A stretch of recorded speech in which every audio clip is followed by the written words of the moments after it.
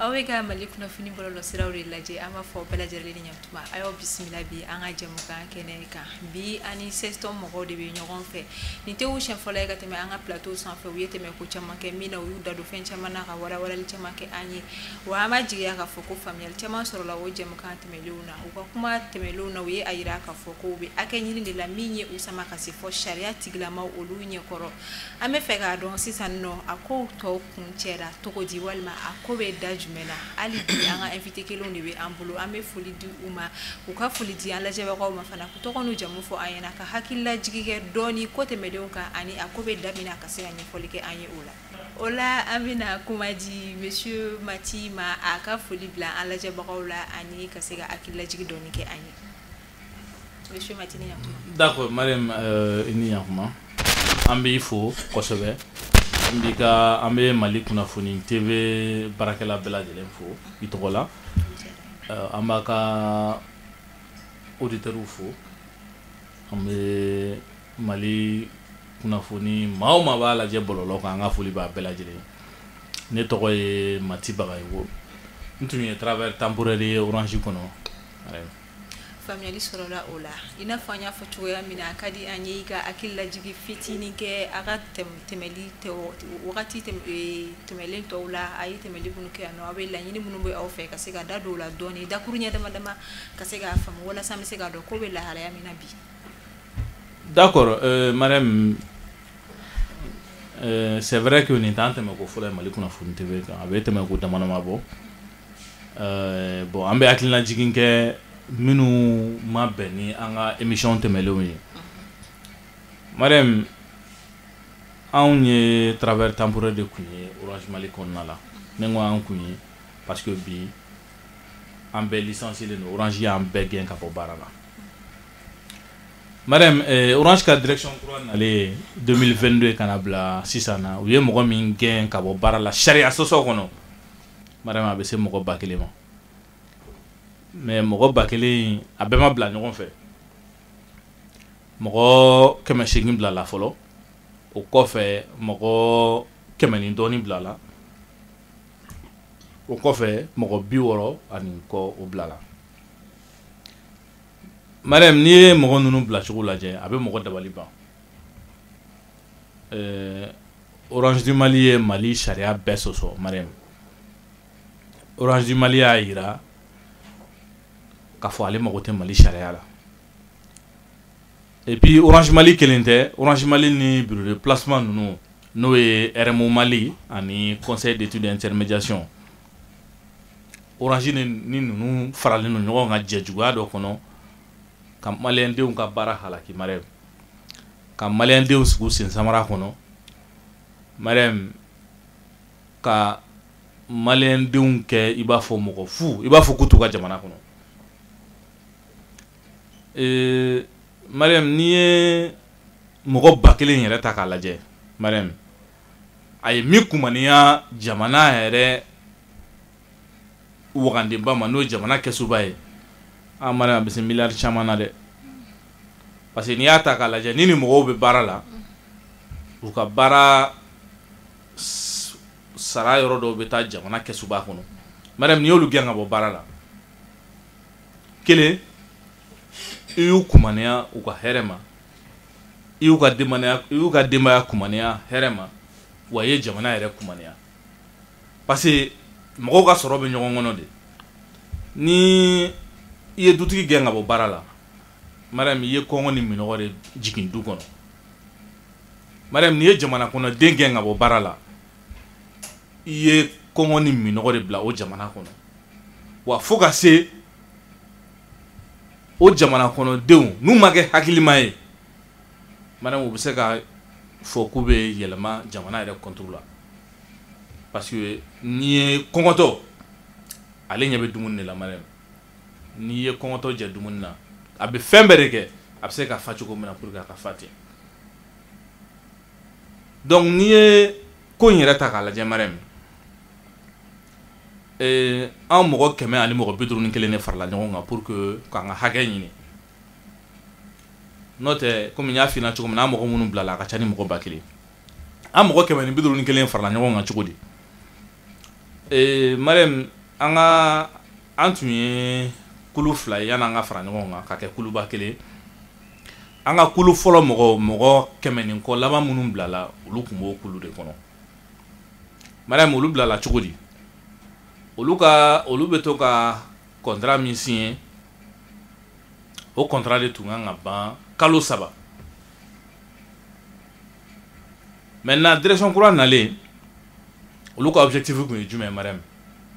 ka dɔ bɔ baarakɛlaw ka saraw la ka dɔ bɔ baarakɛlaw ka avantage la pour que Orange bɛ se ka nafa ba sɔrɔ mais baarakɛlaw kana nafa sɔrɔ Marème o ye mɔgɔ dabali banna ni direction min ka nali kun de ne bolo direction min na de baarakɛlaw ka nafa sɔrɔ mais ni mɔgɔ minnu bɛ na ka baarakɛlaw ka hakɛ halaki walasa olu yɛrɛ poche ka fa Marème a bɛ mɔgɔ dabali ban donc o sen fɛ olu ka contrat kun kan ka ban kalo 3 u nana fɔ olu wele k'a fɔ olu ɲɛna an tɛna kalo 3 kɔnɔ bilen an b'aw ka contrat lajɔ barisabula aw ni hakɛ min ka kan an b'aw ka hakɛ bɛɛ minɛ aw la olu ko bon contrat dɔ bɛ an n'aw ni ɲɔgɔn cɛ ka ban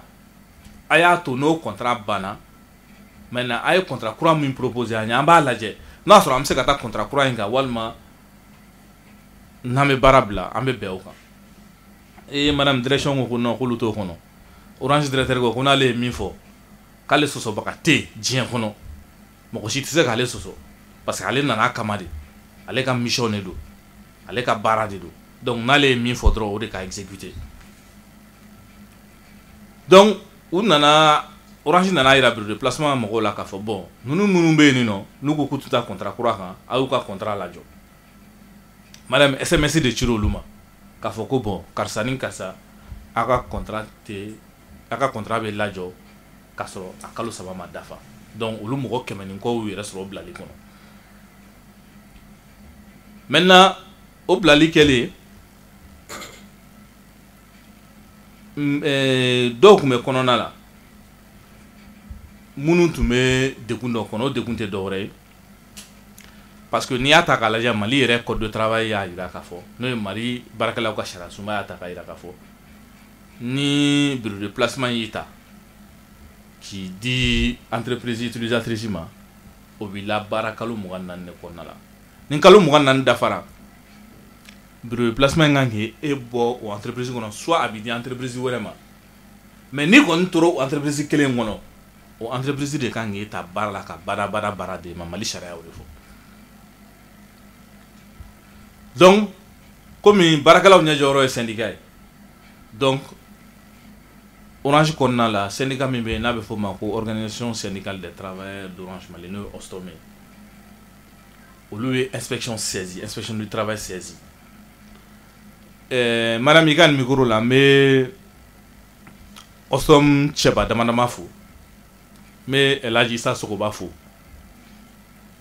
madame Isa cɛ do de a ma nɔgɔ dɛ a tɛ siran wa ko ale ka kɛlɛ de ye maliyɛndenw ka hakɛ bɛ yɔrɔ o yɔrɔ Orange kɔnɔ ale b'a kɛlɛ kɛ wa a tɛ saliya a tɛ o kɛlɛ bila foyi ye o tɛmɛnen kɔfɛ n bɛ Eric Keta fo ale ye u ka Ostom secrétaire général adjoint n b'u bɛɛ lajɛlen fo donc olu de ye inspection saisi k'a fɔ inspection travail temporaire dɔw bɛ Orange kɔnɔ yan nɔ minnu ka ca ni kalo 24 ye a tɛna sɛgɛsɛgɛli kɛ k'a lajɛ n'o y'a sɔrɔ u ni tali ka kan wa parce que baarakɛlaw de don an n'u bɛ yɛlɛ ɲɔgɔn fɛ an bɛ baara kɛ ɲɔgɔn fɛ mɔgɔ kelen de b'an bɛɛ évaluer mɔgɔ kelen de bɛ an bɛɛ surveiller an n'u bɛ na don o don sɔgɔma ɲɔgɔn fɛ an bɛɛ bɛ jigin ɲɔgɔn fɛ olu y'o lettre ci inspection ma inspection ko d'accord maintenant baarakɛla minnu bɛ yen n'o travail temporaire ye a ye na n'a ka contrat ye a ye na n'a ka lien de subordination ye an k'u lajɛ donc olu ye enquête indépendante kɛ n'a bɛ fɔ olu yɛrɛ nana ka na a lajɛ k'u sen b'u kɔnɔkɔrɔ ka na Orange kɔnɔ ka na enquête kɛ o enquête de senfɛ olu nana ye k'a fɔ u bɛ ka ninnu exploiter cogo min na i b'a fɔ ko prestataire tɛ. C'est vrai,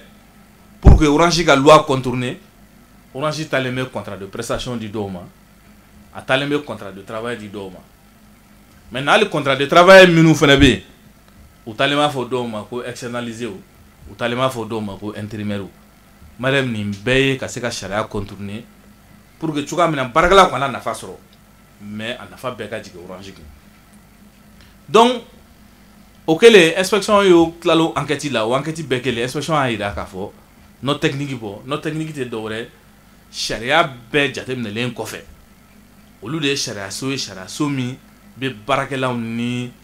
baarakɛ ɲɛmɔgɔw ni ɲɔgɔn cɛ. Donc olu y'a yira k'a fɔ Orange du Mali i bɛ ka min kɛ sariya sɔsɔ don, i bɛ ka contrat minnu di ninnu ma ko prestataire tɛ, parce que an bɛ prestataire dɔ ni jumɛn madame, prestataire est indépendant. Indépendance tɛ dɔwɛrɛ n'i ye prestataire ye n'i bɛ ka taa i ka prestation kɛ yɔrɔ dɔ la o baarakɛyɔrɔ mɔgɔw mago t'i ka nali la heure la, u t'i évaluer u t'i foyi, olu kɔni ta ye contrat de b'u ni ɲɔgɔn cɛ, e bɛ n'i ka baara kɛ, i bɛ na waati min y'i diya i bɛ taa waati min y'i diya, mais e kɔni ye contrat min signé n'u ye n'i kan ka baara dɔ kɛ, ni engagement dɔ signé n'u ye i kan ka baara dɔ kɛ i b'o baara kɛ ka s'a dan na. Mais madame prestataire minnu bɛ Orange kɔnɔ o tɛ ten. Madame Orange de b'a ka horaire fɔ 7h45 17h30 e bɛ na o la. Madame n'i ma na o la demande d'explication bɛ d'i ma. Orange ka badge, Orange ka logo b'a kan, i tɔgɔ ni jamu b'a kan, i photo b'a kan, i bɛ bureau de placement min na o fana b'a kan, o badge de bɛ yen. Fila ordre de mission, n'i bɛ taa mission na Orange directeur général de b'i ka ordre de mission signé. Madame ni a bɛ évaluation minnu bɛ kɛ Orange de bɛ évaluation k'aw kun. Madame fiche de poste Orange de bɛ fiche de poste bɔ k'a di aw ma. Bon ni e b'o bɛɛ kɛ e bɛ n'a fɔ cogo di k'a fɔ k'olu tigiw ye prestataire ye, alors que licenciement kɔfɛ madame Orange y'a ka pratique bɛɛ falen. Orange kɛlen don ka minnu kɛ k'olu ye prestataire ye, o y'a fɔ k'olu ka taa niveau ta n'o ye numéro d'identification fiscale ye k'u ka t'o ɲini ka na. Munna olu tun kɛlen don ka minnu ta prestataire la, munna u m'a fɔ ko olu k'o ɲini depuis o wagati kelen. Madame fila u ko k'u ka taa RCCM ɲini, registre de commerce. Donc olu kɛlen don k'a fɔ ko minnu ye prestataire ye, madame ni fu t'u bolo RCCM t'u bolo, e bɛ se k'a fɔ cogo di k'olu ye prestataire ye, e dun ta n'u ka diplôme. Donc c'est pour vous dire que k'a fɔ inspection i basé o bɛɛ kan ka yira k'a fɔ ko Orange bɛ ka ninnu ta comme prestation ko prestataire tɛ. Donc ko contrat de travail de don, mais u ye contrat de travail déguisé en contrat de prestation. Donc o kɔfɛ baarakɛla ninnu ma d'aw ma, u ye direction nationale du travail fana saisi parce que olu fana ye inspection ka faama ye, u y'olu saisi, olu fana seginn'o kuma kelen kan. Madame n'a fɔra ko noti nana di Orange ma, Orange y'a kɛ i b'a fɔ ko a m'o ye. Bon hali o inspection ka noti kɔnɔna la u y'a yira k'a fɔ an bɛ wagati min na Mali kɔnɔ ko ka dialogue privilégié parce que baarakɛlaw ni ɲɔgɔn cɛ dialogue de kanu don. Madame Orange ka directeur des ressources humaines de taara o sen fɛ k'a ni anw ka sigi ka kuma inspecteur ɲɛkɔrɔ a bɛna mun fɔ k'ale tɛ anw dɔn Orange baarakɛlaw ye parce que ko bureau de placement de bɛ anw gérer, alors que moment ni bureau de placement cɛ madame sara dɔrɔn kalo la. Madame bureau de placement mɔgɔ t'a dɔn an bɛ yɛlɛ heure min na, hali an bɛ poste minnu occupé bureau de placement t'a dɔn, Orange de bɛ nin bɛɛ décider, an ka évaluation Orange de b'a bɛɛ kɛ. Et puis madame mɔgɔ o mɔgɔ taara an ka jɛkulu in na maa o maa taara baara la bureau de placement ma baara kelen ɲini ka d'a si ma. Madame an bɛɛ ye postulé la Orange ka site de kan, dɔw olu ye stage kɛ, stage kɔfɛ u ka CV u ja u y'u wele ka na entretien na. Alors entretien ninnu sen fɛ madame bureau de placement mɔgɔ kelen kun tɛ. I b'a dɔn tellement que Orange bɛ fɛ k'i tulonkɛ Mali sariya la, Orange mago tɛ Mali sariya la. O entretien bɛɛ kɔfɛ Orange ressources humaines de bɛ tila k'i wele madame ko i retenu na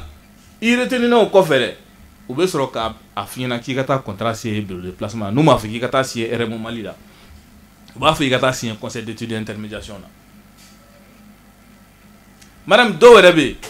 olu ye contrat signer directement ni Orange yɛrɛ de madame ka san 1 kɛ ka san 2 kɛ ka san 3 kɛ madame san 4 fo san 5 kɔfɛ Orange sɔrɔla k'olu wele k'u lasigi tile 1 bon an bɛna aw bila ka taa bureau de placement na a m'u ɲininka a m'u lamɛn u hakilina ye min ye o ma ɲini k'o dɔn madame c'est pour te dire que Orange ye ko minnu kɛ madame a sariya sɔrɔ tɛ se ka fɔ ka ban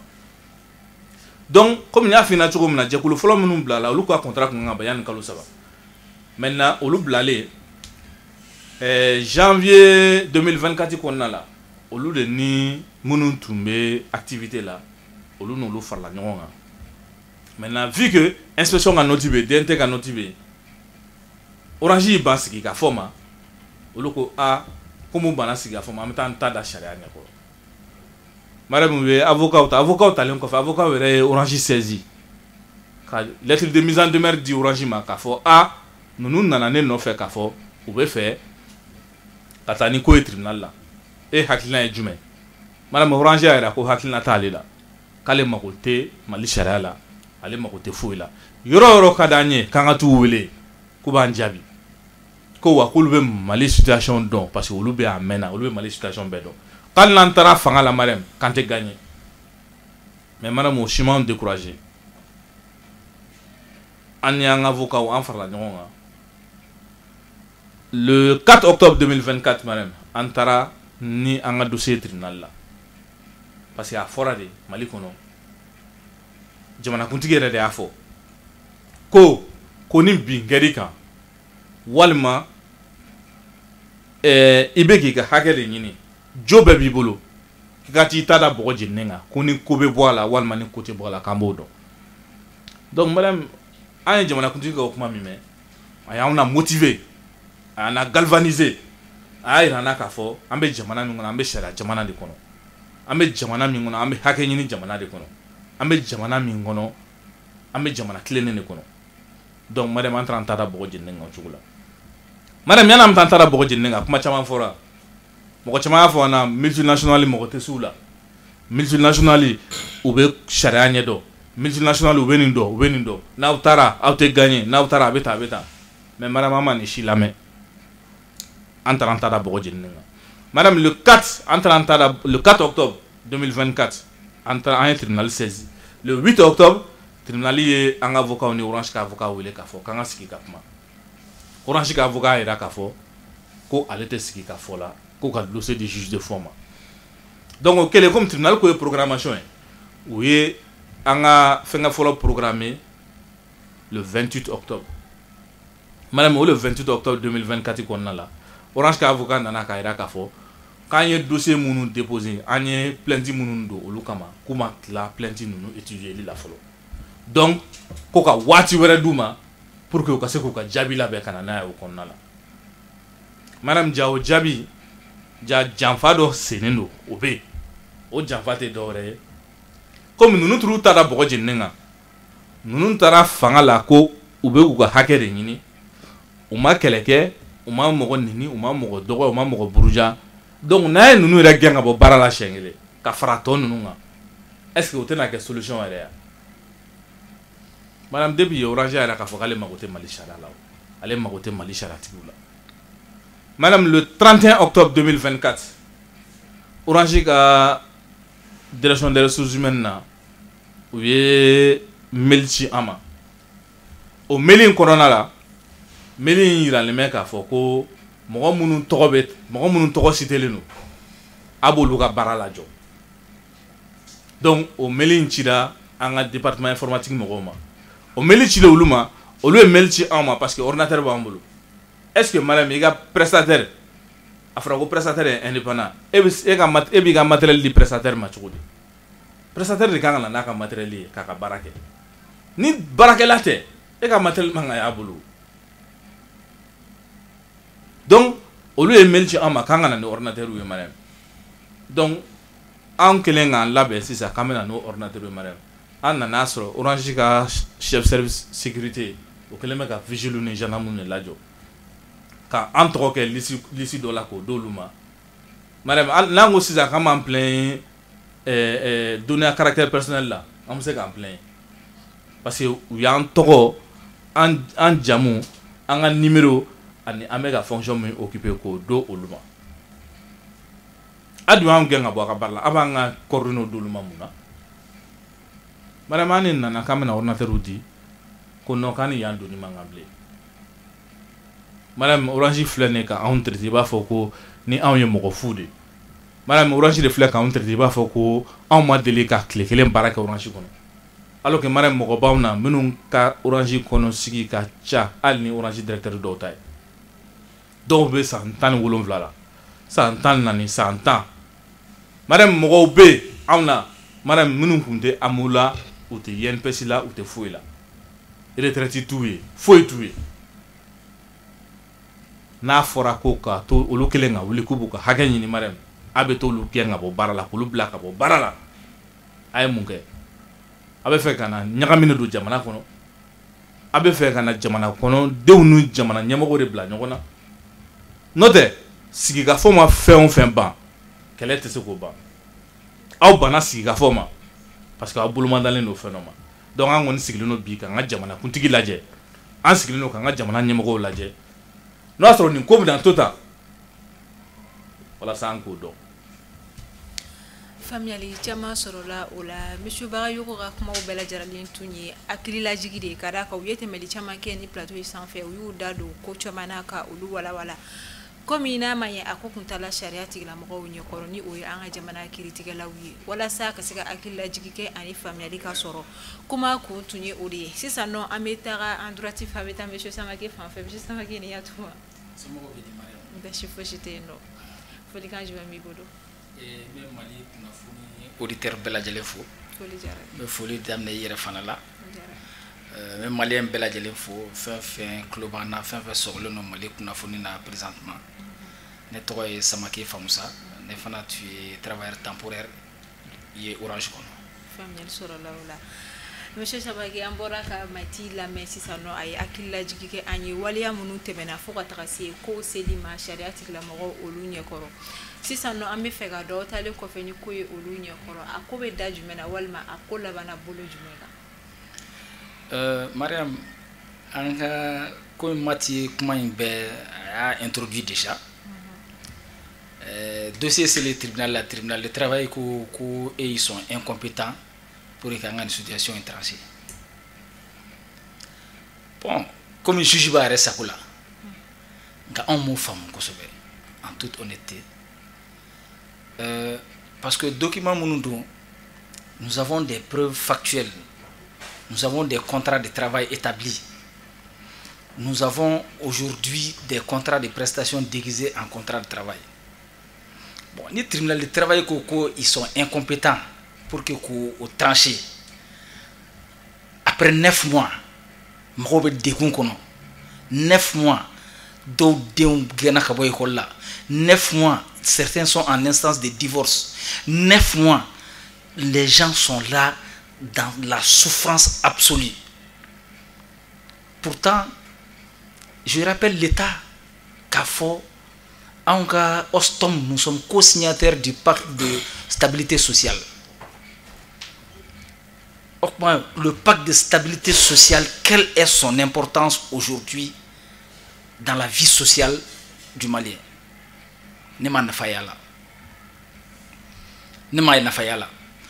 Ni en reka solidarité te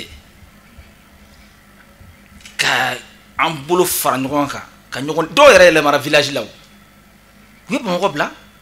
olu denw kɔni ka école ko kɔni fo n'an t'a dɔn ɲinan kɔni u ko banna an yɛrɛ de bolo farala ɲɔgɔn kan ka dɔw soutenir Mariam. Est-ce que l'État malien sait les conditions dans lesquelles ces 151 personnes sont en train de vivre? Est-ce que le problème le président de la République, son excellence, aujourd'hui, a dit qui miri un de quoi nous pacte de stabilité sociale signé, ou il a signé, un de quoi le travailleur malien, ni de Gumbika, qui t'a lâché Chadiama. mais est-ce que on est mouné pour que nous protéger? Mathieu, comment faut on dit que la répétition est pédagogique, mais dogodogo ndobe ni ko ina fo malien ko fam o dogodo ni mundi il y a 65 personnes mo jekulu ni fladi folo kin gena comme de la ka fo ni tasma isi ko nyanga bugula ni manya yerma la ba mesi yerma de. Donc on fera la nyonga ka ira ka fo nous on tu nyaba ko ina to lawo parce que déjà c'est une lutte syndicale en quand ta procédure légale fait on y a procédure légale bien suit syndicat a barake entre inspection a barake direction nationale du travail a barake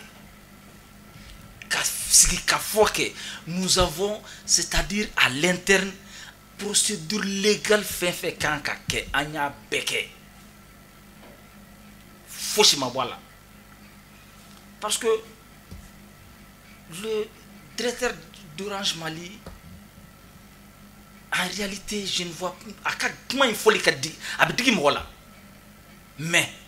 il n'a aucun respect pour les autorités de l'État, il n'a aucun respect pour le corps de travail du Mali, il n'a aucun respect pour la constitution malienne et il n'a peur de rien.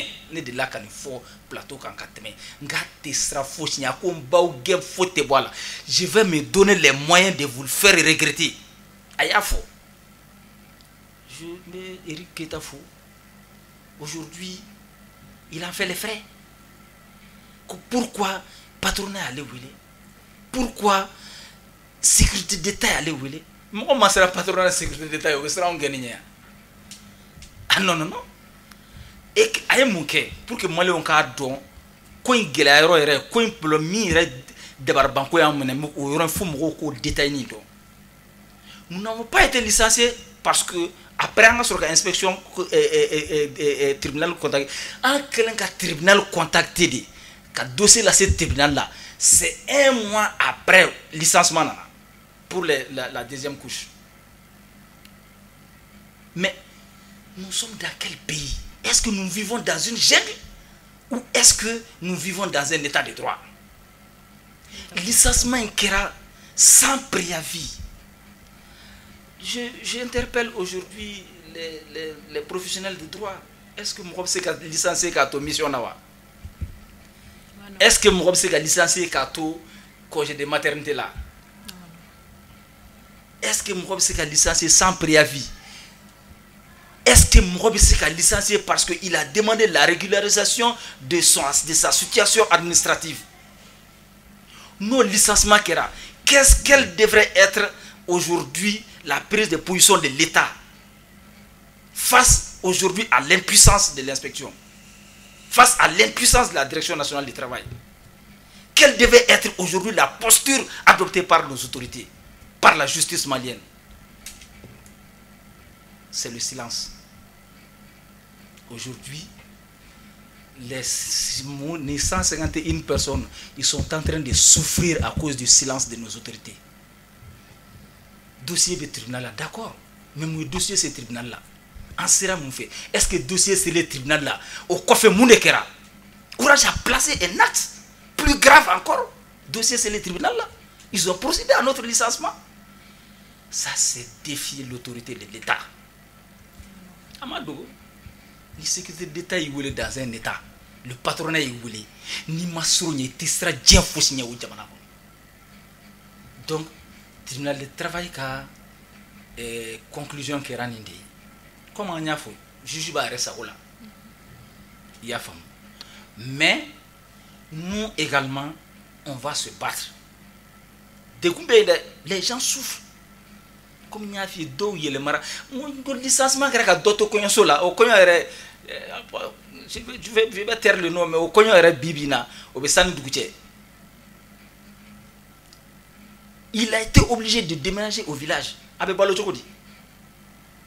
Et Dariga Sariala. Et Maouli Télé. Ni inspection de travail Tunko. On arrête, nous on a tort entre ces animaux.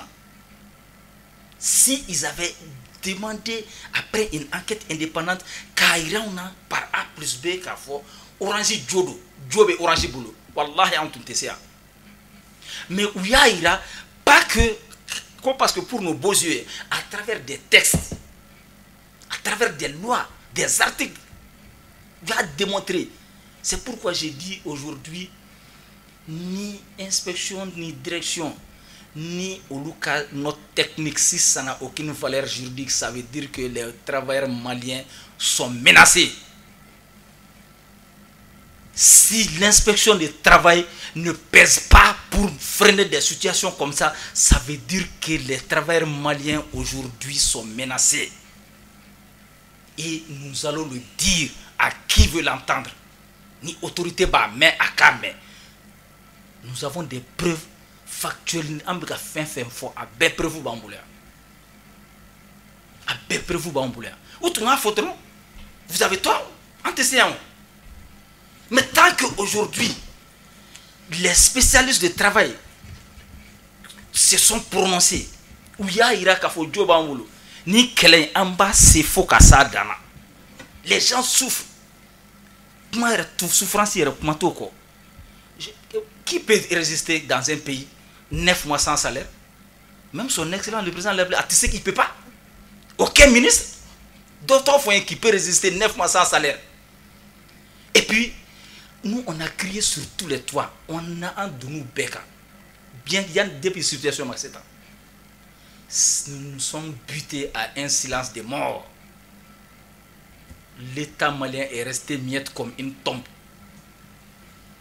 L'État malien n'a pas bipé mot. Ça veut dire que quelque part, on se pose la question, est-ce que ce n'est pas un silence coupable?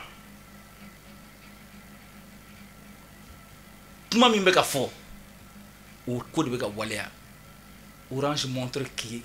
cette société est plus puissante que l'État malien. Donc, pour que Jabi, pour l'instant, le tribunal qu'on y prononcé. Ils disent qu'ils sont incompétents pour trancher. Il n'y a pas de souci. On a fait appel et ça ne fait que commencer.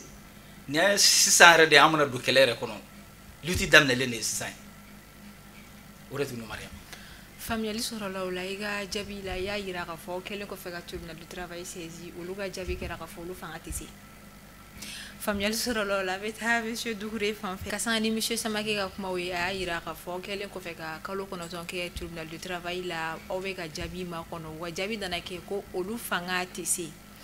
jabi tali au sikle kundu na talma walma akera o bolo fendo au consigrinte mi wa tari o ka kon jabi fene dilinye est-ce que au willa chendo au dona inspection ka ngau dona mo wero fana ka ina fu mo ba wero ka mun mi se ku fanga fara au taka chogo ya mina ni kelen kon na lawa madame avec comme yé ni ngali fola de poser mais madame ne fola la naso en consigrinte ni jabi walma consigrinte na franchement jabi ça nous a surpris. Parce que Tirmel s'est déclaré incompétent pour gérer l'affaire concernant les travailleurs. Parce que c'est vrai, prestataire ou pas, mais on fait un contrat de travailleurs et de bambou. Bon, le prestataire, c'est le contrat de travail déguisé en contrat de prestation. Ni Tirmel ou pas, tout ce que gérer. Franchement, on m'a famille. Ni Barakela, ni Degouni sur ni Tara Sharia, l'état tribunal du travail. Mais le tribunal travail que ou gérer avec balaona à balaona fana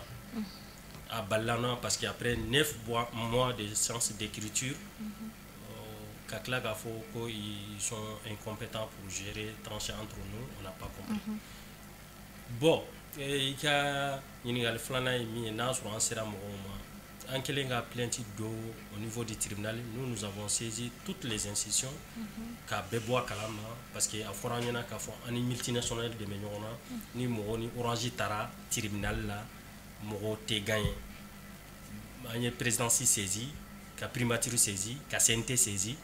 Voilà, on a même été une fois reçu par le ministre du travail en bas faut kenen docteur Fassoum Koulibaly on a échangé là aya on ninga noti mo mbambulo. Il a lui-même affirmé que notre technique c'est des notes officielles. On veut c'est un dossier à pied. Voilà. On y est saisi mais nous connaissons madame Orange et Bado Kafo tient tableau mais u b'u jigi dalen bɛ min kan anw yɛrɛ kɔni t'a dɔn ko i n'a fɔ monsieur Samake a fɔ cogo min yala l'état même est complice dans cette affaire parce que jusqu'à présent on n'a pas compris an ye nin démarche bɛɛ kɛ mais institution si tɛ yen min y'an wele k'anw ɲininka k'a fɔ an ka citation bɛ cogo di a bɛ niveau jumɛn na c'est à travers des intermédiaires u b'an wele bon an t'o fɛ nous an tɛ intermédiaire ko la tuguni ni mɔgɔ min institution min mago banna i yɛrɛ de b'an yɛrɛ wele ani bɛ sigi ka kuma mais ka intermédiaire caman o kɔni kɛra tiɲɛ na u ye intermédiaire caman mais an t'o olu ninnu na an bɛ face à face avec le président de la république i n'a fɔ ale yɛrɛ y'a fɔ cogo min ko ni denmisɛnninw a y'a ka hakɛ ɲini a ye kɛlɛ kɛ k'a ka hakɛ ɲini an b'a fɛ ka taa an ka document nous avons des documents confidentiels nous avons des preuves concrètes an yɛrɛ bɛ taa minnu da ale yɛrɛ ma parce que n'an ye intermédiaire ko k'a la ɲɛmɔgɔ kɛrɛfɛmɔgɔ t'a ka kuma bɛɛ lase a ma an yɛrɛ b'a fɛ ka président de la république yɛrɛ de ka an ka document da faamuyali sɔrɔla la nka yali tribunal ka décision a ma kɛ farifaga dɔɔni ye aw ma kɔni non madame au contraire a y'an tɔw la motiver yɛrɛ de au contraire parce que an b'a dɔn k'a fɔ an bɛ tiɲɛ kan bon tiɲɛ fana ye fɛn min ye tiɲɛ ni nkalon a bɛ comme ni nkalon ye ascenseur ta tiɲɛ ka escalier ta a mana kɛ cogo cogo tiɲɛ bɛ bɔ a la quoi anw ta yan a t'a la décourager et au contraire a b'an la motiver parce que hali ni Orange yɛrɛ kun cira première instance la u kun bɛna appel de kɛ bon c'est vrai u ma ci anw fana ma ci mais an bɛ se k'a fɔ madame anw de gagnera parce que nous sommes en face nous avons des problèmes avec la plus grande multinationale au Mali an n'o ka taa tribunal du travail après 9 mois de séance d'écriture tribunal k'a fɔ ils sont incompétents bɛɛ b'a dɔn tiɲɛ bɛ côté min na maliyɛn bɛɛ kodɔnna ye maliyɛn bɛɛ bɛ faamuyali kɛ maliyɛn kalanbaga de ka dɔgɔ mais maliyɛn kodɔnbali tɛ yen maliyɛn bɛɛ bɛ kodɔn avec la plus grande entreprise multinationale au Mali an n'o ka taa tribunal la 9 mois que le tribunal se déclare incompétent bɛɛ b'a tiɲɛ dɔn parce que la incompétence anw m'a faamuya quoi jusqu'à présent mais tribunal fana juges ils sont libres de prendre leurs décisions anw tɛ sariya ko kɔnɔnaw ɲɛdɔn voilà an bɛ se k'o de fɔ mais a m'an décourager au contraire a y'an motiver parce que c'est une lutte de longue date voilà an bɛ continuer n'anw sara anw denw bɛ yen olu bɛ continuer ni lutte in ye quoi parce que an ka kɛlɛ tɛ anw kelen dɔrɔn ye Mariam hali mɔgɔ minnu bɛ kɔnɔna na an ka kɛlɛ fana ɲɛsinnen b'olu ka nafa bɛ se ka sɔrɔ a la cogo min syndicalistes dɔw bɛ yen Mariam olu ka salaire tigɛra 5 mois an ka nin affaire in dɔrɔn kama bon n'anw tilala ka décourager o la a bɛ komi an ka kɛlɛ ma nafa kɛ quoi nka i ko kuma la i ko mɔgɔ dɔw bɛ yen olu ka sara tigɛla aw ka kɛlɛ kama a bɛ n'a fɔ olu bɛ baara kɔnɔna la hali bi olu bɛ baara la syndicaliste dɔ u y'a mité ka taa dugu la bon inspection ni direction inspection nationale y'a jira k'a fɔ n'i ye syndicaliste ye i tɛ se ka mité ka sɔrɔ a ma kɛ n'i ka consentement ye o kɛra o dugusajɛ u y'a ka salaire tigɛ la personne au nom de Issa Sogoba il continue à travailler à Orange plus de 5 mois il n'a pas de salaire. Wow. Voilà. O bɛɛ sɔrɔla parce qu'il a pris position à défendre les travailleurs temporaires. Mais o la ka kɛlɛ bɛ i n'a fɔ aw bɛ ka travailleurs de ka kɛlɛ kɛ. Oui. K'u hakɛw ɲini. Effectivement. Nka ni aw ka kɛlɛ in kɔnɔna la o bɛɛ sera k'a to jagɛlɛya sɔrɔla minnu bɛ baara kɔnɔna la olu fana ka degun dɔw sɔrɔ hali ka o fana ɲɛ aw kɛlen kɔfɛ ka papiyew sɔrɔ ka bɔ inspection du travail yɔrɔ o ma Orange bali ka mɔgɔ dɔw bila ka bɔ baara la tuguni aw dalen b'a la aw ka kɛlɛ tɛna se ka degun se mɔgɔ tɔw ma minnu bɛ kɔnɔna la. Non, a tɛ degun lase u ma au contraire madame a bɛ nafa yɛrɛ de lase u ma par exemple an kun y'a fɔ an ka boli dɔ la yan k'a fɔ mɔgɔ caman bɛ yen u déclaré tɛ inspection na u tɛ AMO bénéficier u tɛ INPS bénéficier an ka sortie an ka licenciement kɔfɛ fɛn fɛn tɛ AMO ni INPS bénéficier u taara bɛɛ déclaré AMO ni INPS la maintenant u bɛɛ bɛ AMO bénéficier u bɛ INPS bénéficier n'i ye accident de travail ta kɛ i ka prise en charge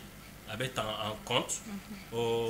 i bɛ restauration sɔrɔ i bɛ crédit téléphonique sɔrɔ i bɛ forfait sɔrɔ alors que an kun bɛ yen syndical dɔw bɛ yen u ye san 3 de kɛ kɛlɛ la pour que direction ka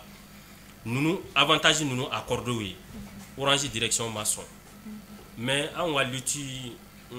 daminɛlen u ye nin avantage ninnu bɛɛ sɔrɔ mais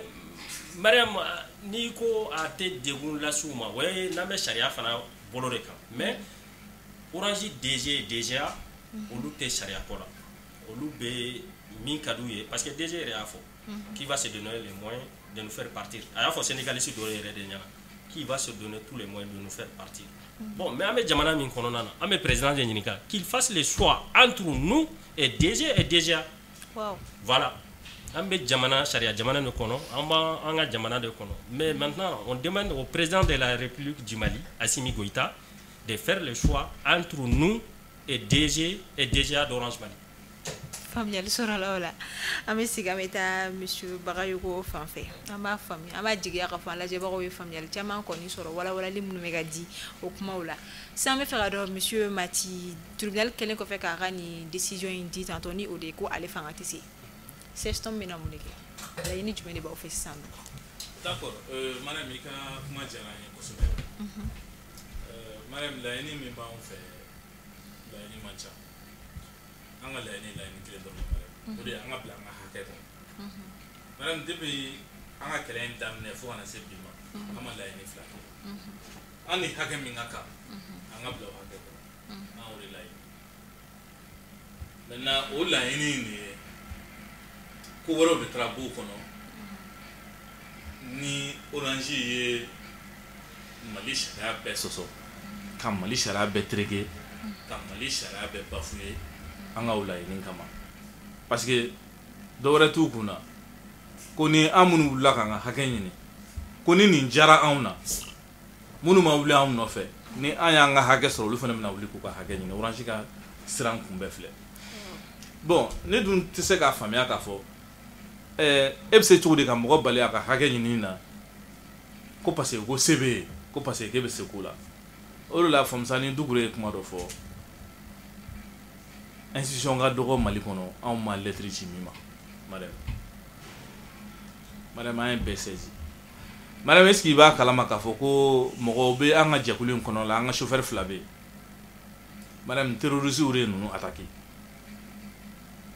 Amadou Diakité a bɛ Kucala ani Bokar Cissé attaquera Kayi terroriste fɛ u ye Amadou Diakité attaqué k'a ka pinɛ 4 k'a bɛɛ ci ka bali ka kisɛ k'a la mais madame ne y'a f'i ɲɛna k'a fɔ ko Orange ma nin si jate Orange ma nin si jate e bɛ se k'o faamuya cogo di u ni kun bɛ se ka to a la cela veut dire que n'i bɛ Orange baara n'i sara fu de y'i ta donc laɲini min bɛ anw bolo madame o ye laɲini kelen an ka bila an ka hakɛ kɔnɔ o de la an taara ni dossier tribunal la bon dossier taalen tribunal la c'est vrai tribunal ko compétence t'olu la ka an ka demande in traiter an y'a fɔ an tɛ se k'a fɔli la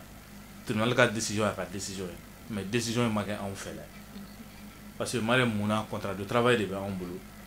et puis inspection ni DNT ka note y'a yira k'a fɔ hali contrat de prestation minnu bɛ Orange kɔnɔna la contrat de prestation tɛ donc an b'a bisikiya k'a fɔ ni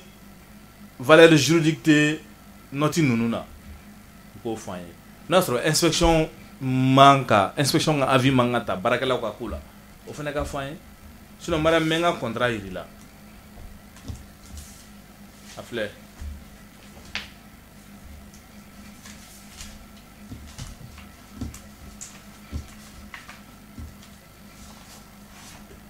bɛɛ k'a lajɛ a filɛ contrat mun sɛbɛnnen b'a kan contrat de travail a filɛ contrat de travail de b'a kan a filɛ employeur ka signature filɛ employeur ka signature filɛ fɛn ka inspection ka signature filɛ nin bon madame o bɛ mɔgɔ dabali ban mais ni contrat yɛrɛ la sɛbɛnnen b'a kɔnɔ clairement k'a fɔ le contrat de mise à la disposition ne doit pas dépasser 24 mois ni contrat yɛrɛ kɔnɔna na sɛbɛnnen b'a la contrat signé o kan contrat signé o kan madame c'est pour te dire que n'i y'a ye hali anw ye tribunal saisi an ma tribunal saisi dɔwɛrɛ la parce que an b'a dɔn an bɛ sariya jamana de kɔnɔ an b'a dɔn Mali ye sariya jamana de donc o de la an wulila k'an ta da bɔgɔ jeninen kan bon an b'a bisikiya k'a fɔ Ali ni foli min kɛra k'a fɔ ko tribunal de travail a foli min k'a fɔ ko ils sont incompétents voie de recours ma ban ce n'est que partie remise recours wɛrɛw bɛ yen nin nɔ ali madame n'an bɛ taa fo cour suprême de la madame an bɛ taa fo yen anw bɛ nin kɛlɛ in kɛ madame fo ka s'a dan na n'an bɛ taa cour suprême de la an bɛ taa yen madame an bɛ nin kɛlɛ in kɛ fo ka s'a dan na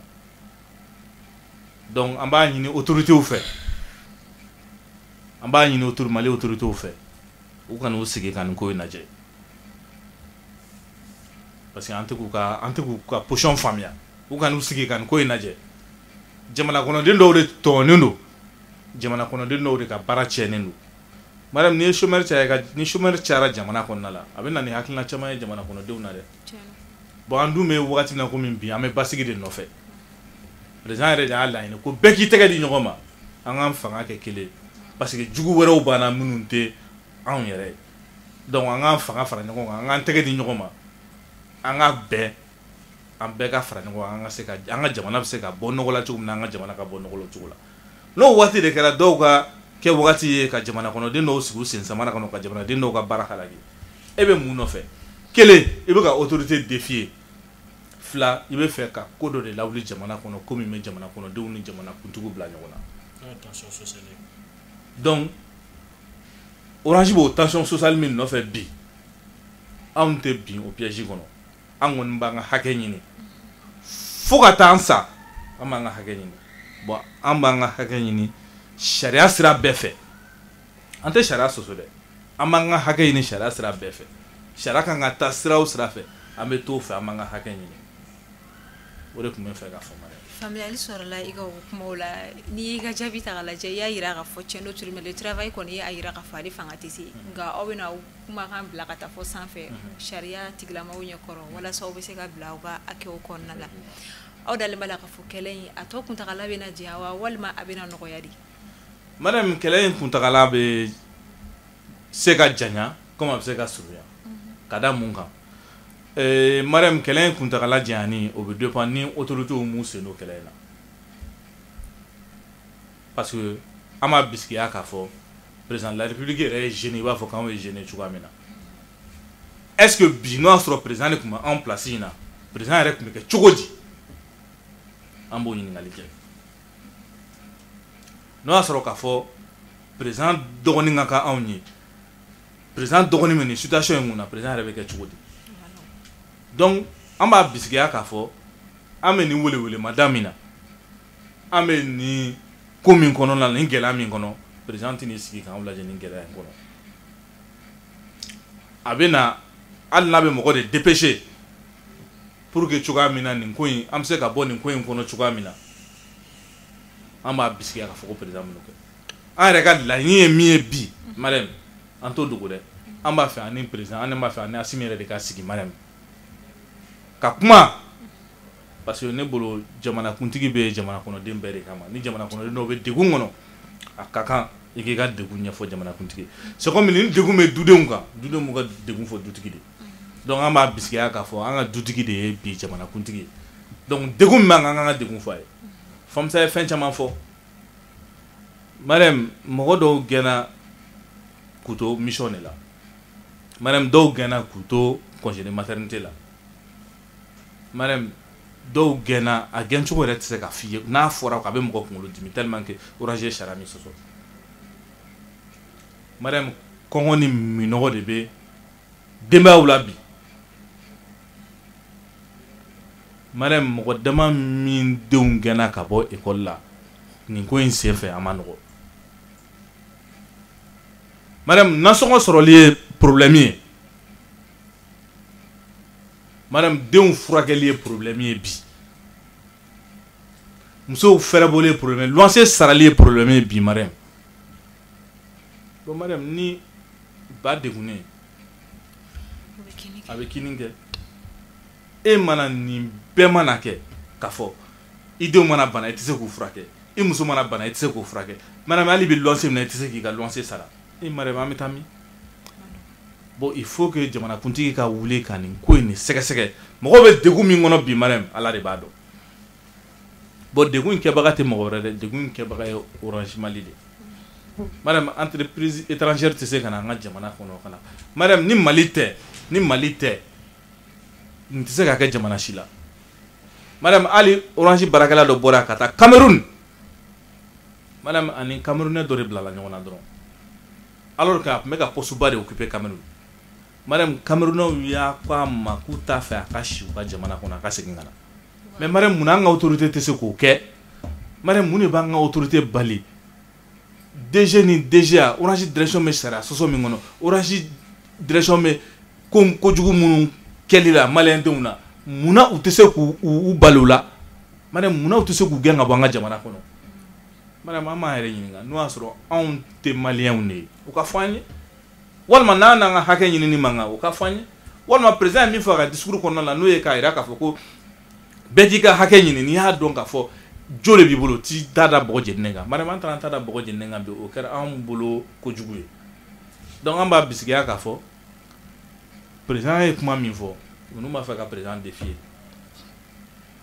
nin ye défi de ye o e ko ni jo bɛ mɔgɔ min bolo k'a ka taa ta da bɔgɔ u ka t'u ta da bɔgɔ jeninen kan bɔgɔ jeninen ko an b'a k'o cogoya dɔn donc président dun de ye sariatigi fɔlɔ ye madame Mali constitution yɛrɛ y'a jira k'a fɔ ko l'être humain est sacré et inviolable donc Orange y'a jira k'a fɔ k'u mago tɛ être humain na madame n'i ye mɔgɔ kumanaya ka sɔrɔ ma mɔgɔ sigi a sen samara kɔnɔ mais i y'a tigi faga de o e den banalen b'i bolo i taara n'a ye dɔgɔtɔrɔso la ko wari t'e bolo k'a furakɛ madame a bɛ na ni mun ye e muso bananen min bolo ko wari t'i bolo k'a furakɛ e denw bɛ yen madame ma dumuni sɔrɔ k'a dun kɔngɔ b'u la minɔgɔ b'u la ko an bɛ jamana kɔnɔ sariya jamana kɔnɔna la madame a ko bɛ mɔgɔ dabali ban donc an kɔni b'a bisigiya k'a fɔ président de la république autorité malienne an bɛ degun min kɔnɔ bi an b'a fɔ aw ye an bɛ degun de kɔnɔ a y'anw dɛmɛ an ka bɔ degun in kɔnɔ a y'anw dɛmɛ an ka bɔ degun in kɔnɔ n'o tɛ a ma nɔgɔ dɛ. faamuyali sɔrɔla o la an bɛ taa monsieur Samake fan fɛ n'i ye a ta k'a lajɛ aw ka kɛlɛ in kun bɛ i n'a fɔ Orange Mali kɔnɔna la baarakɛlaw bɛ gɛlɛya min kɔnɔ ka se ka dankari kɛ o la aw ka se ka bɔ olu kɔnɔna la nka yala est ce que nin ye Orange Mali kɔnɔna dɔrɔn ye wa est ce que nin tɛ entreprise ba caman wɛrɛw kɔnɔna la a laɲini kɛra walima a hakilina nana aw la k'a fɔ ko aw bɛ fara ɲɔgɔn kan fɛn fɛn kɔni hali ni tɛ Orange la i bɛ yɔrɔ wɛrɛ la k'a fɔ i bɛ degun kɔnɔ bɛɛ ka jɛ k'i kan fara ɲɔgɔn kan walasa kumakan bɛ se ka taa yɔrɔ jan est ce que o laɲini o hakili nana aw la wa aw ka kɛlɛ in kɔnɔna la. Effectivement Mariam kuma in ni hakili nana anw na parce que an bɛ to ka zanani dɔ fɔ ko maliyɛn bɛɛ bɛ bɛɛ dɔn et puis Mali réalité mais malien bɛɛ b'a dɔn la réalité du travailleur malien degun min b'a kan malien bɛɛ b'a dɔn et nous osons croire que an ka autorités fana b'a dɔn u b'a dɔn parce que déjà nous on a cessé de crier an ka cri de cœur Mati y'a fɔ an y'a jira fan bɛɛ fɛ et une autorité doit être à mesure de tendre les oreilles pour écouter les cris de cœur de son peuple. C'est pourquoi ni lutte in fo maliyɛnw k'a dɔn k'a fɔ mɔgɔ si tɛ bɔ yɔrɔ wɛrɛ ka na ni kɛlɛ in kɛ. Nous sommes des jeunes, c'est notre avenir qui est hypothéqué. Bin kɛra anw de kan wa bi ma kɛ anw kan ten dɛ finalement a bɛ comme u y'i pousser de ka taa ka tila k'i a bɛ comme k'u y'i yɛlɛ yiri sanfɛ ka ju tigɛ n'i ye quoi. C'est comme ça parce que Orange, la volonté de Orange est plus puissante que la décision du tribunal de travail. Ah ouais? Orange est plus puissant, c'est-à-dire la volonté de la direction d'Orange Mali est supérieure aux textes et lois en vigueur au Mali. Au déclarant en situation là. Donc là, on peut toutes les personnes aujourd'hui qui sont dans cette situation, les organisations de droits de l'homme, les ONG, Mahoma, les personnes anonymes, Mahoma, les acteurs de médias, et fin parce que n'y a un Malien ou les Malikoura n'en a pas dit. Malikoura c'est ni ma tonyenou de nani Malikoura. Et au tonyo kele on va continuer car na au Malikoura kele on ne peut pas accepter cela. On ne peut pas dire aujourd'hui, parler de Mali Croix, et que les ministres fassent un tour à l'ORTM et que nous, le peuple malien subit, comment dire, ces violations de droits anti-djenaï ou ambo keleke al chini ou amba kumaf. Mali Croix kono anti-djenaï ni violation des droits en continuer Mariam. C'est pourquoi Amé voulait dit Bema. On va demander aux techniciens d'afficher nos numéros. Et les numéros, en affichant ces numéros, je profite, Matika Koumani doit être à la clé. Son Excellence, le président de la République, a connu dossier biblionique Dalou qui canana, Dalou Bambolo. Nous allons prendre le peuple malien en témoin. Nous avons des preuves concrètes de ce que nous avançons. En peu comme 1000 fois, nous prenons le peuple malien en témoin. Dalou Bambolo. N'a pas fait qu'à Dalou Do. Le président a les moyens de nous contacter. On essaiera de voir comment on en est. On tient président et nous sans un dossier d'amour. Il a les moyens de nous contacter. C'est l'homme le plus informé au Mali. C'est l'homme le plus puissant du Mali. Excellence, Dalou Bambolo. Ni pas fait qu'à Dalou Soro. Na anga Dalou Bambolo. Parce que anya yini qui est ami, anya yini qui est en situation en donnant mon chamaka. C'est pour dire que Maliko du tout, Tani Maliko, comme nous avons signé un pacte, nous sommes co-signataires du pacte de stabilité sociale. On ne sait qu'à voulu tourner comme un manga de voulu en Jamana Kono. Jamais. On a quelqu'un qui dit, dit. Mais au-delà quand nous, on veut que l'État aussi respecte son engagement. Il ne faut pas qu'au Mali, le fait que tu aies droit à réclamer au cas kololoé. Madame, nous, ma ban. Tant qu'au Mali, les gens vont continuer à souffrir au Mali. Toutes les ONG, c'est le moment ou jamais. Formons un seul bloc, un collectif. Luttons pour ça. Pas en drontéo. Comme il y a Fotogomi. Est-ce que nous sommes aux situations au Mali? Que le Malien puisse se sentir, le travailleur malien puisse se sentir protégé par ces lois, par ces textes. Mais nous sommes dans une jungle. Il faut qu'elle ait quelque chose. Donc, on doit le payer. On contacté en Kangata pour se dire ensemble, on va obliger Orange et toutes les autres entreprises à respecter nos textes. Nous sommes au Mali et ces textes sont établis pour être respectés.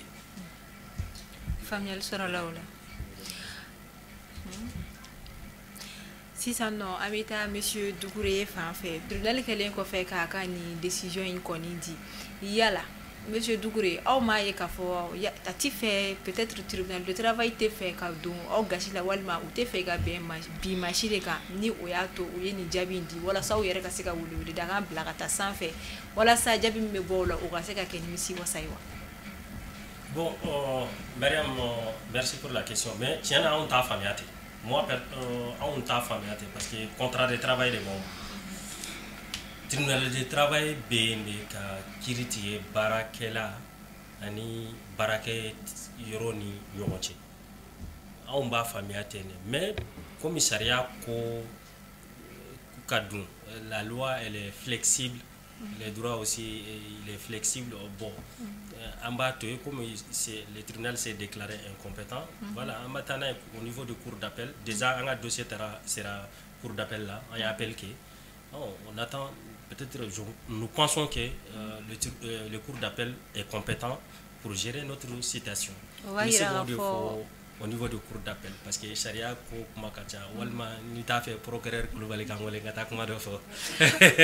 o va ira ga fo tribunal de travail ga jabi dilen ko fait au ma ali temps perdu que ay appel que tout. Oui parce qu'il y a quoi d'abord de kama orange anga nyemo ko muno be orange ko nana ko objectif ko nyori ku be temps perdu que pour que anga se ga décourager am se ga kele mbla chugom bon on l'a découragé au contraire ça va nous motiver ni ay ani multinational orange ka ta tribunal la akoka ketan o bayira ka fo tien be yoro do la na tien te ga se ga fo quoi mais à ma mine femme, il y a Mariam ou les silences de nos autorités, les autorités de la transition, les présidents de la République, la primature, la CNT, à mon position femme. Angamba Lanini qui clarifie leur position entre nous et Orange, parce qu'on n'a pas compris. Vous Ou comment on nous ronche, parce que bad dégouné avec Kinike, Moro Doba Anga Lutina, bien profiter à Kanga, président de commission, président for ne Sokumar Djaoui, Anaka équipe Blagele, Kamisoko Yeli, Ambo Lufo, ni un comment faire foya, Moro de Fanaban Kofe, nous ban guidé, nous ban emblacé en beau for rôle. Perelendo Kodo Kama, franchement, Mati, c'est un diplomate, c'est un Abla Job fait. Aller réveiller un mot basi, un mot calme pour ne pas créer une tension sociale. Bon, on fera pas une jamana, un mot fait. Pour éviter la tension sociale, ou quand la situation est en main, ou quand gérer, avant que la situation soit dégradée. Au quoi faire le d'accord, je vais me dire. Bon, mais en attendant des belles infos, c'est une partie remise. On m'a perdu tribunal là. On peut dire même qu'il y a un gagné dans tribunal là parce que nous sommes en face de la plus grande multinationale au Mali, nous Orange Mali. On a au tribunal là 9 mois. À te casser qu'à fond moi gagné nous. Malien be coordonné, Malien be wado tien, haklima be wado tien be côté men. Quand on attend d'un bel il faut de rester déterminé et mobilisé. Cette lutte, nous allons la mener jusqu'au bout. Nous allons faire famille les autres ligo kuma la ami sigana monsieur samage fanfe kuma kunche kuma la yise ka munifo anyana bi aga na lila anga plateau son fait on peut faire nos faut que fin be souhaiter mo e fo chômage mais malgré tout ça c'est des gars c'est des personnes qui sont déterminées plus que jamais parce que fin temena Orange Cam c'est pourquoi on a lancé un appel à tout le monde. Le respect du droit du travailleur malien doit être une priorité au Mali, ça doit être un acquis et on va l'exiger juridiquement à travers les moyens légaux. Donc, ne vous faut franchement la résilience là. Et ensuite, on est interpellé, c'est toujours dans ce même sens. On ne peut pas comprendre que des gens qui sont au chômage, on laisse traîner un premier jugement à 9 mois et ensuite, on a ta cour d'appel là. La cour d'appel, nous allons faire combien de temps là-bas? Simplement, c'est pour demander à nos autorités de franchement jouer de tous leurs pouvoirs, en tout cas pour que nous connaissions Telia. C'est tout ce que nous réclamons. Personne ne réclame, comment dirais-je, en réalité, une monde ou une partie prise. Non, non, non, non. En coup de coup, mais qu'on fasse de sorte que c'est pour cette raison que nous interpellons aujourd'hui, nous avons interpellé son Excellence le Président de la République. Nous profitons de ce débat pour interpeller le ministre de la Justice. La justice malienne, certes, dans plusieurs cas, on comprend, mais dans des cas qui sociaux comme ça, où le salaire, le travailleur se retrouve au chômage, et si on fait traîner ce dossier, ça va décourager d'autres personnes à intenter des actions en justice, à réclamer leurs droits. En bouffant à autorité, franchement, tout ce qu'ils peuvent faire, de sorte que au moins qu'il y ait d'abord un tribunal compétent pour gérer ça. Au niveau de la cour d'appel, nous espérons que la cour d'appel sera compétente quand même pour se pencher, pour en tout cas se prononcer sur notre affaire. Et aussi, on demande à cette cour vraiment de tenir compte aujourd'hui de la souffrance que vivent ces 151 personnes. Ni kotika, ni fin juti ireka tunpe itseka galeado. Donc, beaucoup de gens nga foli be Mali kunafoni. Au Mali, on fait beaucoup de déclarations, Mais lorsque le moment vient où il faut mettre les gens à l'épreuve, c'est en ce moment qu'il dans les moments les plus difficiles, quels sont les médias censés aujourd'hui répondre aux cris de cœur de la population sans parti pris et en respectant la déontologie du métier à Manchade. Parce qu'ils ont des contrats avec Orange. C'est vraiment désolant. Bon, c'est leur droit de ne pas nous inviter sur leur plateau. Mais nous franchement, on profite de Kassim Fo. Nous remercions aussi nos hommes de l'ombre, des gens qui font de sorte que nous pouvons sortir, des gens qui nous soutiennent en bas, comme Doukouré à Fotchoukoumi. Donc, trop fort, mais toutes les personnes de la commission en l'info aujourd'hui et dire aujourd'hui à la population malienne que à partir d'aujourd'hui, faut que jusqu'à la Cour suprême, nous allons dorénavant sortir et informer le peuple malien.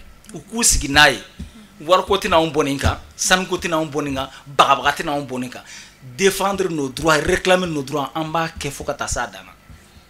Famille Sorola, Amitara, Monsieur Barayogo,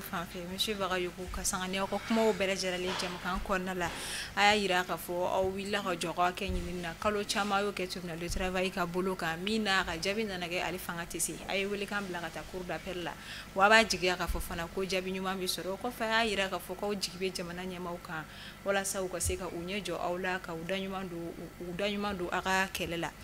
Sisa no ni bela jiralen kofe baguruba kuma walima kuma kunche kuma ka jemukanda tu. D'accord, madame baguruba kuma la. Tout d'abord mais anga collectif mo bela jiralen fo madame. Madame ni igena ka bo barala madame amano. Madame ni mo ko kemeni biduru ni kele min gena ka bo barala nunu kun jole me jora do de la. Madame no o joda no o minen d'Afrique. Madame dimbayatigo de do. Madame frumuso tigo de do. Madame muso furlu ne fene bala.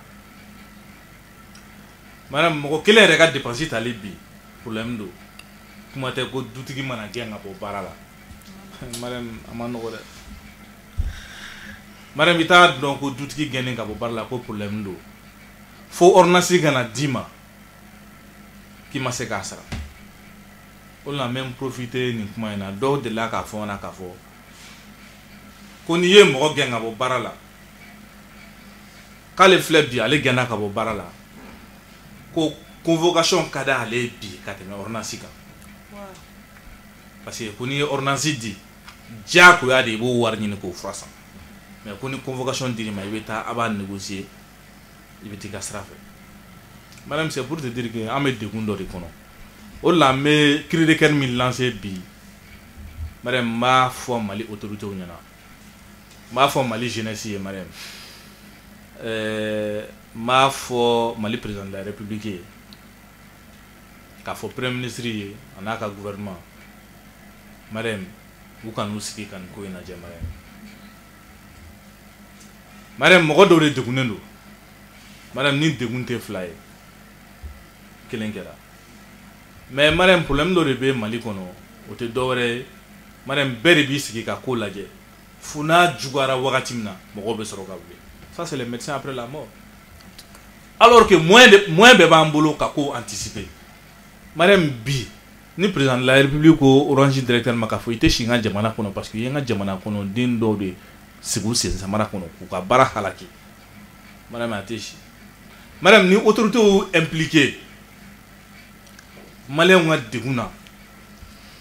il faut amener des communes qu'on a bi, madame, sans ma solution sur la. C'est vrai, à nous beaucoup impliqués, on va faire quoi d'offre à Alsan, ou d'offre implication pour que nous puissions baisser quand nous avons. Madame, mais la fin de fois, quelle est l'an déterminé le nous? Avec mon chaman kono ka foko ala mega crier kerminge ko sirando sirante Mariam an ni ne di kɛlɛ ma parce que Mariam i ka hakɛ ɲinini Mariam i b'o ɲini fo ka t'o so dan na wa ni ko y'i sɔrɔ i ka hakɛ ɲini kɔnɔna la o de kan k'i sɔrɔ Mariam an ma muru ta an ma dunu ta an ma bala ta an ma foyi ta an k'o dɔrɔn an ni hakɛ min ka kan ka bila o kɔnɔ Mariam n'i y'a ta k'a lajɛ inspection ka noti bɛ yen direction nationale du travail ka noti bɛ yen Mariam an yɛrɛ b'a bisigiya k'a fɔ sariya bɛna ninnu de ta sariya kan ka ninnu de ta ka baara kɛ n'o ye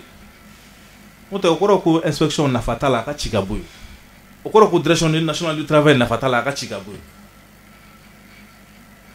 ko mana kɛ fɔlɔ inspection du travail de b'a ka avis di bon Mariam n'o ka avis tɛ ka ta en compte Mariam a bɛ mɔgɔw sara jamana ko la Mariam ni ɲɔgɔnna kɛra Gabon président kura ni ɲɔgɔnna kɛra Gabon a wulila a don u bɛ défilé la u ka journée des travailleurs défilé la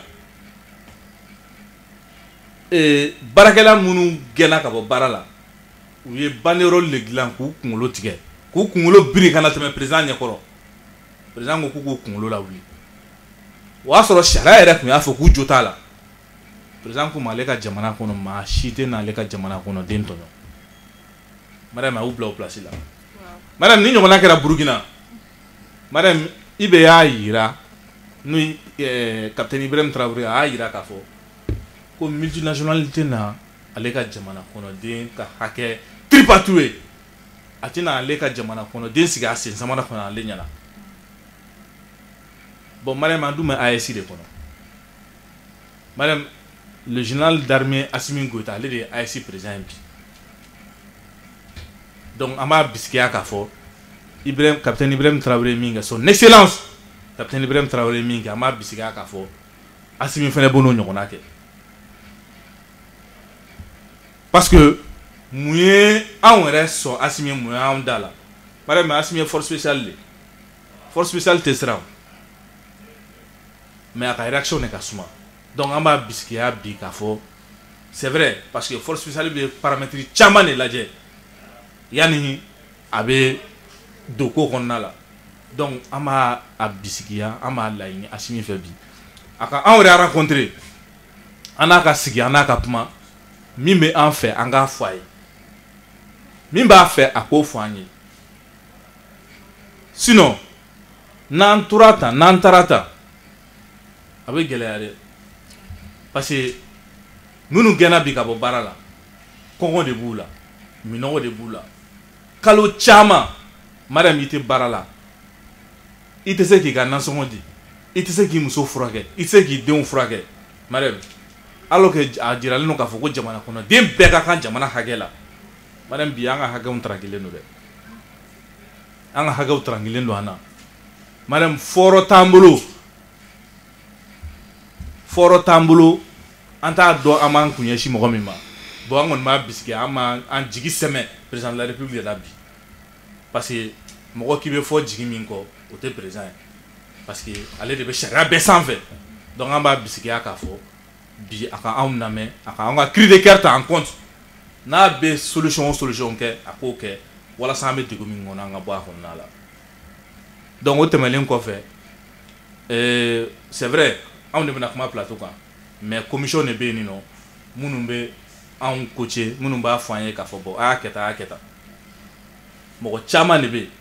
Mariam anw bɛ dɔrɔmɛ kelen ni fila de fara ɲɔgɔn kan pour que an bɛ se ka ɲɔgɔn dɛmɛ cogoya min na donc an bɛ bɛɛ fo bɛɛ ka mobilisation na et puis m'a fɔ bɛɛ ye que tout le monde reste déterminé o détermination o kana ban an ka continuer n'an ka détermination ye ni Ala sɔnna ma Mariam an bɛ nɔ bɔ a la parce que an bɛ tiɲɛ de kan donc n bɛ bɛɛ lajɛlen fo faamuyali sɔrɔla i ka kumaw la bamananw ko n tɛ fara ko la k'i bɛ nɔ bɔ ko la i n'a fɔ a y'a fɔ cogo min na kuma kɔnɔna la ko aw bɛ sariyatigiw kɔ aw bɛ an ka jamana ɲɛmɔgɔ kɔ wa an b'a jigiya k'a fɔ jamana ɲɛmaa a tulo bɛ fɔta ani kɛta bɛɛ lajɛlen na wa a tɛna sigi ka kow lajɛ ten tɔ a n'a fɛɛrɛ kɛ walasa ka se ka yelen da ko caman de kan walasa faamuyali bɛ se ka sɔrɔ olu la cogoya min na an b'a fɔ an ni sexton mɔgɔw de tun bɛ ɲɔgɔn fɛ bi jɛmukan kɛnɛ kan min na u y'u da don fɛn caman na u y'a yira k'a fɔ u ka tɛmɛli caman na k'a fɔ ko fɛn min ye u tun bɛ baara la Orange kɔnɔna la u bɔra u ka hakɛw kɔnɔna la ka ko caman kɛ u la min na u taara u ka hakɛ ɲini sariyatigiw ɲɛkɔrɔ nka kalo caman kɛlen kɔfɛ tribunal de travail la u ye a yira k'a fɔ ko fanga tɛ se sisan nɔ u ye mun kɛ u ye welewele dakan bila ka taga sanfɛ min yɛrɛ la u taara fɔ cour d'appel la wa o kɔfɛ u bɛ wele bila ka taa jamana ɲɛmaa ma an b'a jigiya k'a fɔ ko jaabi ɲuman bɛna sɔrɔ nin ko in na jamana ɲɛmaaw bɛna da ɲuman don nin ko in na ni ne bɛ dansigi kɛ bi jɛmukanw na an b'a jigiya k'aw ye faamuyali caman sɔrɔ aw kan bɛ yan ɲɔgɔn na wɛrɛ